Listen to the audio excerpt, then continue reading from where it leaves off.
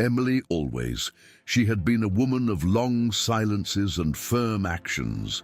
Her life with Jack, her husband, had been marked by the constant struggle against the inclement weather of destiny. Since an accident on a poorly marked curve it let in wheelchair, both clung to the small restaurant they built with his own hands on the edge of the old Route 66 in an almost forgotten stretch of Oklahoma. For years, they survived with the passing customers and the truck drivers faithful, but all that changed with the construction of the new highway, which diverted traffic away from your premises. The flow of visitors decreased to the point of disappearing, and what was once a bustling meeting point became in a quiet dining room, with shelves half empty and the echo of a radio that already nobody turned on. That night, the storm came without truce. The wind whistled between the cracks in the windows, and the snow covered rusty Jack and Emily's sign diner, like a blanket that wanted to extinguish the little that was shining. Emily had closed early, resigned to another day without income. But when I'm listening, the insistent blows on the door, he did not hesitate. There were 12 men, all truck drivers trapped by the highway closure, seeking shelter. Their faces were red from the cold, his boots soaked, and in his eyes you could read the same tiredness that Emily felt every morning when she woke up. She didn't think in the shortage, nor in the accounts, nor in the uncertainty. He let them in, lit the coffee pot, broke once again, and heated everything I had: canned soup, hardened bread, and old coffee. At first, the men they ate silently, grateful but restrained, as if they did not want to abuse the hospitality. Emily moved among them with naturalness, offering more bread, filling cups with the little coffee that was left, asking simple questions that broke the ice.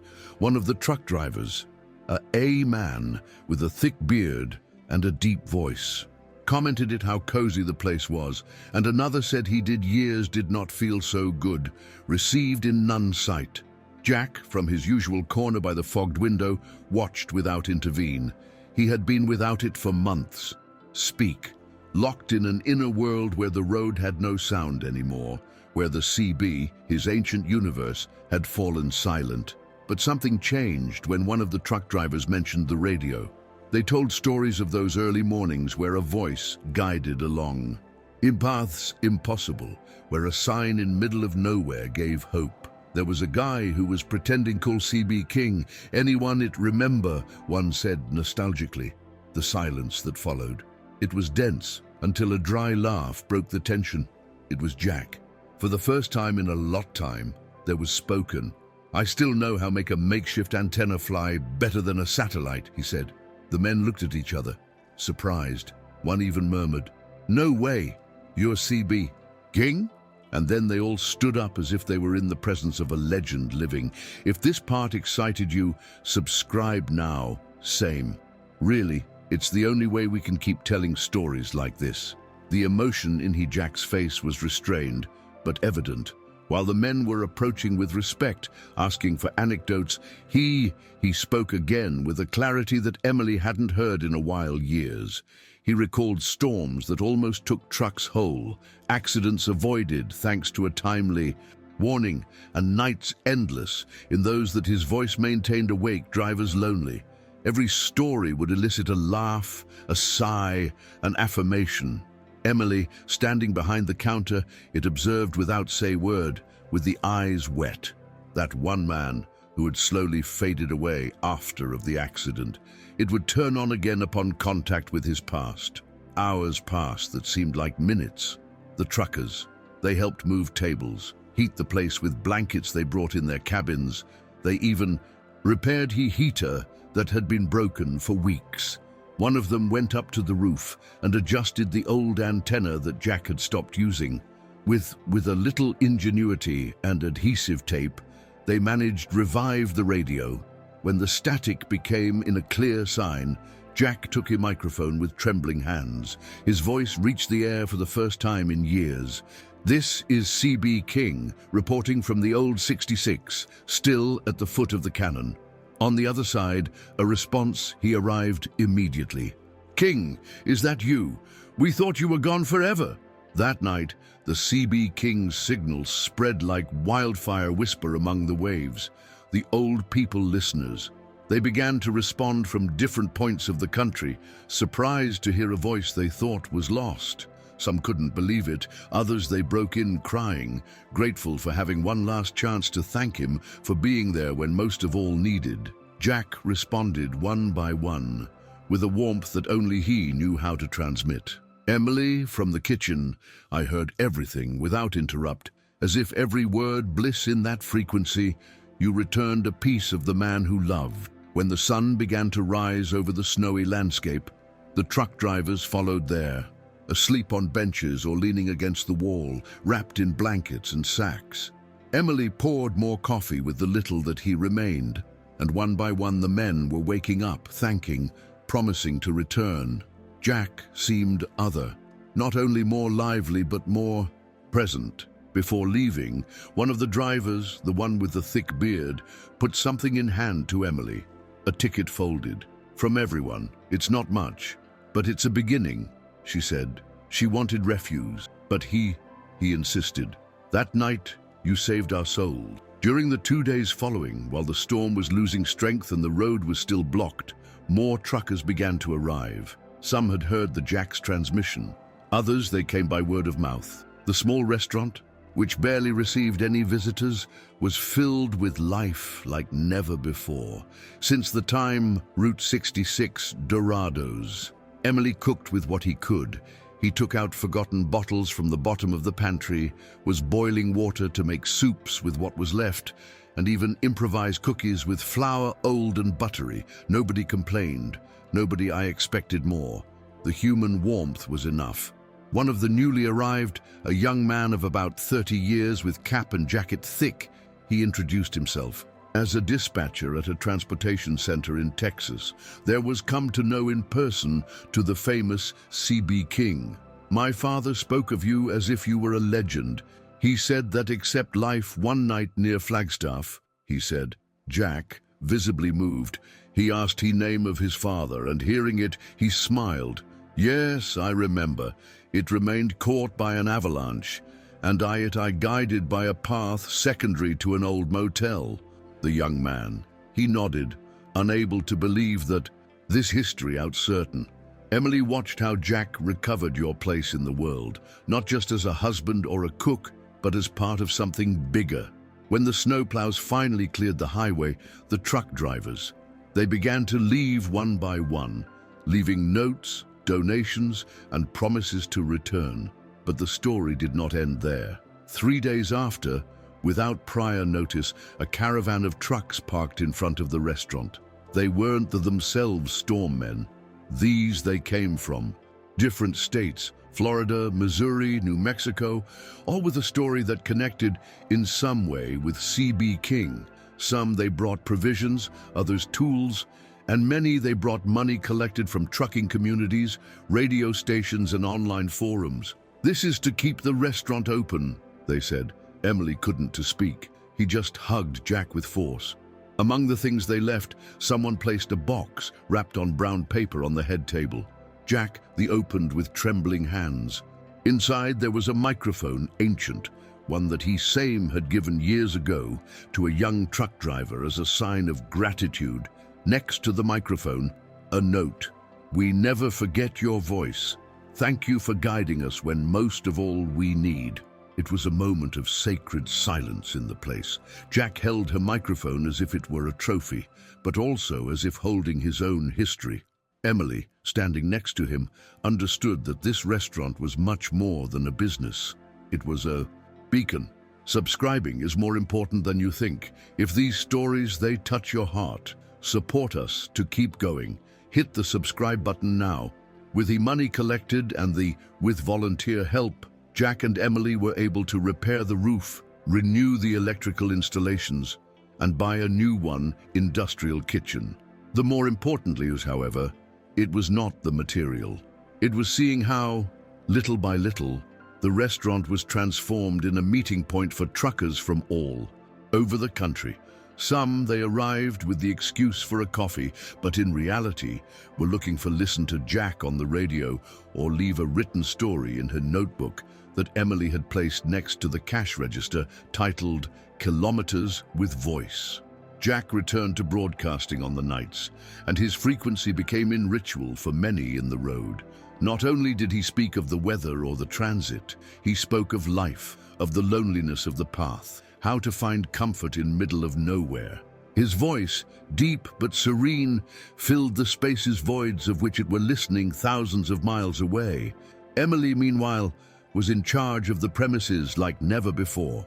He had recovered not only the motivation, but the certainty that his gesture was that evening frost there was opened a bigger door than I imagined. And every time a new client I asked if it was true that there lived C.B. King, he smiled and pointed he corner by the window. As they passed by over the months, the place began to appear on travel blogs, trucker videos on YouTube, and was even mentioned in a national radio program. The story of the man who spoke again thanks to a storm, and the woman who opened his door without think twice, it was time hearts in everywhere. The restaurant's rusty sign was restored by a group of volunteers, who they painted with new letters that said, "C.B. King's Diner." Emily insisted in keep the original name, but Jack the convinced, "It's yours."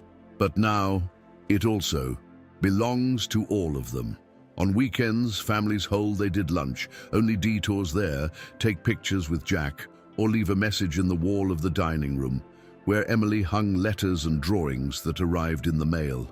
An elderly couple left a handwritten letter saying that when we're young people, the voice of Jack the there was kept awake in the early morning, avoiding them accidents during their trips as delivery drivers. Another man, he left an old radio as a tribute. "Thank you for giving me back the faith in the people," he said the note.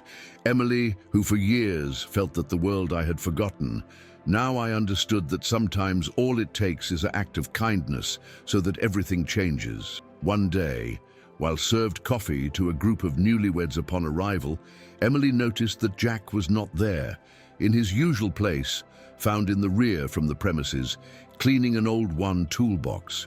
"I'm going to install a fixed CB station here, with good antenna. I want this place to be more than a restaurant. I want it to be a safe spot for those in the road," he said with decision. She did not argue, helped move tables, adapt a corner with acoustic insulation, and to install a more modern antenna in her roof. In less than a week, the voice of 66 was officially on air every day nights from the dining room. The trucking community was quick to react in responding. The frequency became a virtual meeting point. Every night, dozens of voices they shared their roots, their problems, their joys. Some they asked tips, others simply they greeted each other, but everyone listened. And Emily, although she didn't speak for the microphone, it was an essential part of the ritual. He served coffee, took notes, read messages that arrived by letter or email. He even began to recognize voices by their tone. Sometimes, when Jack got tired, I read some message out loud. Her initial shyness disappeared with the time. Now I was part of something bigger, something that had only born because one night he decided to open the door without think about it. In autumn, when the trees around the restaurant's lights turned red and orange, a group of journalism students came from Tulsa to interview Emily and Jack. They wanted to tell the history in a documentary about emblematic places of the old Route 66. At first, Jack refused, but then agreed with one condition, that the focus be on Emily. "I only spoke on the radio. She was who saved us all." "That night," she said. Emily, blushing, reluctantly agreed. During the interview, she shared details that I had never told. The fear of being alone, nights on watch, the hopelessness I had felt just before they struck the door that evening. The documentary went viral. Visits to the restaurant increased, but it wasn't ordinary tourism. Most came to listen, to share. The dining room was transformed in a kind of rolling confessional where each trucker left something behind. A story, a tear, a laugh. Emily set up a special shelf with cups donated by visitors from different states. Each cup had a date and a name. Some they returned only to look for their cup and drink coffee there. as if that would connect them with something deeper. Jack joked, saying that he was no longer a broadcaster, but the caretaker of a museum living. If you've made it this far, it's because this story touched you. Subscribing is the least you can do. Do so, we can continue bringing stories like this. Do it now. One December night, when the snow was starting to cover again he path, a rusty truck stopped in front of the restaurant. From inside, a man got out. A thin man bent over by the years old, wearing a worn leather cap. Upon entering, he looked at him and smiled. "Jack, CB King?" he asked. Jack raised the view, squinting eyes, and then stood up with difficulty. "Red Fox, it can't be," he exclaimed. It was an old transmission partner whom Thought lost decades ago. They hugged for a long time while Emily served hot soup without say nothing.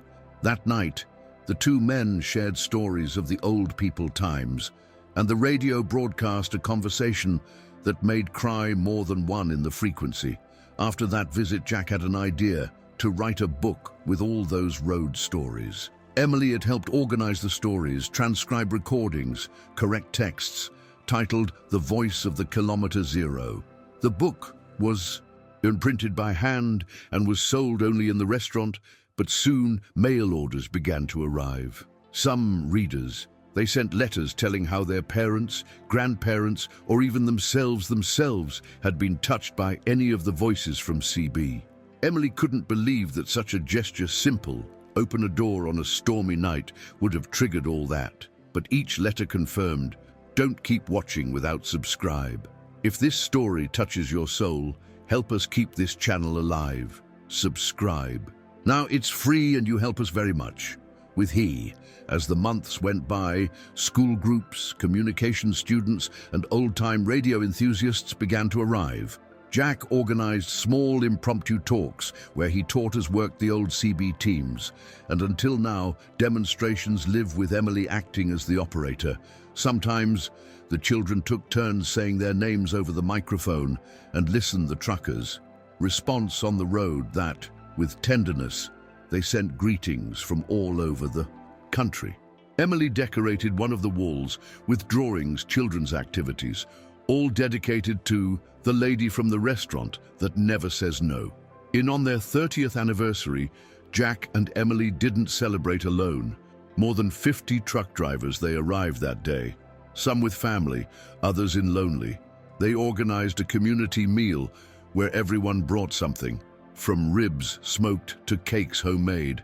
In the center of the room, they placed an old photo of Jack in his time in the road, next to one of Emily's behind the counter. Applause erupted when Jack took the microphone and said, "We're not celebrating the restaurant. We're celebrating the fact that it is never too late to open a door, nor to talk again." Emily, with the eyes filled with tears, just nodded. One spring afternoon, while Emily was cleaning the windows, noticed that a man stood for a long time in front of the restaurant sign. He was carrying a worn backpack and the face covered by a scruffy beard. Upon entering, he asked a coffee and sat down silently. Emily doesn't pressed, just served with a smile, and it let in peace. Minutes later, Jack spoke on the microphone, greeting as always those who were there in the road. The man raised the head, surprised. "Is that CB King?" he asked. When Emily nodded, the stranger broke in crying. He told that once, lost and with thoughts dark, that voice in the radio, there was kept awake until he found help. "I never imagined I'd be alive to thank you," he said. Jack walked over and gave a long hug without say word. That moment confirmed something that Emily already knew. I knew the restaurant was not a business, nor not even a meeting point. It was a shelter, a place where those who were in motion, they found a pause, a respite, an outstretched hand. And although time continued its course, with new grey hair, aches and slower days, Jack and Emily continued there, each one in his corner, and fulfilling a mission they never planned. The old Route 66 was no longer the same, but in that stretch forgotten by the map, still there was a piece of living humanity. 1 year exact after that stormy night, Emily hung up a new poster in the entrance to the restaurant. It wasn't flashy nor modern. It just said, "Here, always there is coffee and listening." They interpreted it as a nice phrase, but those who knew the history, they knew it was much more than that. It was a promise. The days were still hard, sometimes money was scarce, but the heart of the place never stopped beating. The radio signal continued active, and every night Jack would say hello with his classic phrase, "CB King speaking. Who is this? Needs company tonight." And always there was someone who responded. In quiet moments, Emily would sometimes sit in front of the window with a cup hot between the hands, looking at the trucks pass. I remembered the days when everything seemed lost and smiled at the thought of as a single gesture of kindness changed not only his destiny, but that of so many people who did not even knew. Jack, from his corner, looked with the same tenderness as always. They didn't need big things. What they had built was invisible to the eyes, but palpable to the soul, because in half from the noise of the world, they had created a place where silence was also company.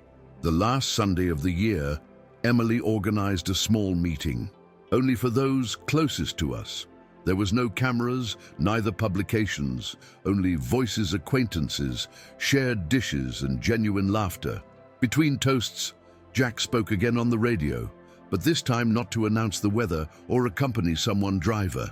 He said simply, "Thank you for not forgetting us, for reminding us that there is still room for goodness in a path." Many stayed listening in silence. Others they responded through tears. It was a symbolic farewell to the year, but also a reaffirmation that even in a fast-paced world still, there are corners where the time stops to embrace. And so, what began with a door open in the middle of a storm, he became in a legend living. Jack and Emily did not save the world, but they saved something more valuable, the sense of community, of belonging, of hope.